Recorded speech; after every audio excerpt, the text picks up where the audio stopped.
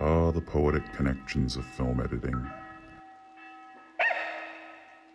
Has there ever been a more surreal juxtaposition between two images in a single cut than this one? The little dog bathed in light, listening to the church bells, the ultimate image of innocence, and the man absurdly pinning the lifeless corpse to the cold concrete floor of the damp cave-like tunnel, the two figures blanketed in darkness and viscera, the ultimate image of evil. This is a long take, with the man slowly regaining his bearings as he walks out of the darkness and into the light. The evil and the innocence, the light and the darkness, such a contrast accentuated by the cut, eventually confront each other through the movement of the camera. There's a lot for a viewer to read into this image about coming to terms with one's own misdeeds, the protracted weight of one's nocturnal sins as seen in the holy light of day. The murder sequence leading up to this gruesome aftermath in Gerald Kargl's 1983 slasher classic Angst is potent with such communicative film form, which makes a compelling case for what Cynthia Freeland referred to as art dread. Freeland argued for an inscrutable and oppressive dread as communicated by various elements of film technique as the defining pleasure of the horror movie. Art dread is an emotion of dread evoked by or in response to an artwork. For artworks to evoke and sustain an emotion of art dread, they must depict an encounter with something terrible or unsettling that is also deep, obscure, and difficult to comprehend. There may be hints of a terrifying agent out there, but it need not be a repulsive monster.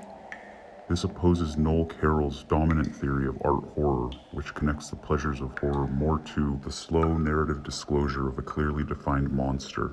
It's certain that there is a clear monster in Angst, and his slow reveal is not without its pleasures, but the primary points of terror and fascination in the film come from its formal evocation of indescribable dread. Angst primarily functions this way because the central monster is also intended as a point of identification.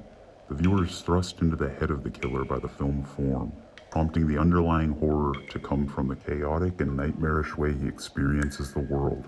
In both movies and life, dread may also be existential, registering fear not of some malign agent, but of precisely the reverse, that the world has no ruling agents, and that we humans are alone in a world that fails to satisfy our expectations for purpose, meaning, and justice. Jetzt blieb mir nur mehr das Mädchen. From the preceding chase, a focus is established on three separate elements cycled through regularly by the edit.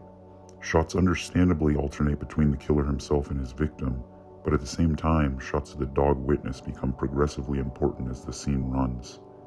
Some rather long takes of the killer slowly searching the victim's home are intercut with quick interjections of her hiding. These brief takes of her are almost suffocated by the tension of the surrounding, longer ones of him. A conventional cinematic display of power dynamics, the victim is belittled by the high angles from which she's shot, while the killer is made a towering menace by low angles. These angles are unusually low, however, to the point that they simultaneously highlight the ceilings overhead, entrapping him in his claustrophobic existence. From this point, the editing is increasingly brisk as the camera flies to capture the action.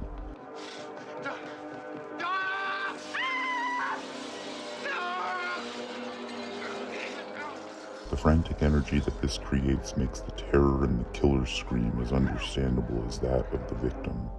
This shot finally brings together into one image the three separate elements of the killer, the victim, and the dog, though the earlier cross-cutting had the effect of obliterating any space between these elements. It was almost stylistically destined that they were to convene. Note that they are all filmed from the same oppressive high angle, equally trapped in this nightmare. The grisly sequence that follows is certainly frightening for its hideous violence as enacted by the central monster, but so much of the style suggests that he's not in any control, that as he crashes down upon his victim, the chaotic world in turn crashes down upon him.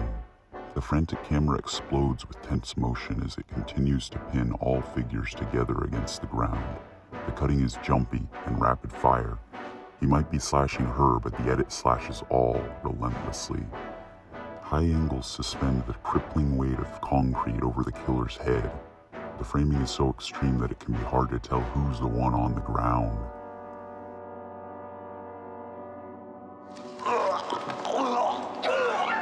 The dog's significance becomes clearer as it is associated with a loose ball. For a scene with such explicit central action, the camera is content with spending considerable moments focusing on these spare parts. Dog and ball alike fly around at random, beyond the command of any human agent. Together they form a concrete symbol for the chaos world, operating on the incomprehensible forces of blind chance in which the killer lives and acts. In other words, they symbolize his dread, the same dread that so much of the filmic technique has been geared toward evoking. After the constant chaotic build, the viewer is finally relieved by some long, static takes as the killer takes his revolting reward. After so much cinematic disorientation, it's unfortunate that these are the first images the viewer is really allowed to orient themselves in securely since the absurd tragedy began. A truly evil film. Angst manipulates the viewer with dread-conjuring film form to the point of taking relief in vampiric necrophilia.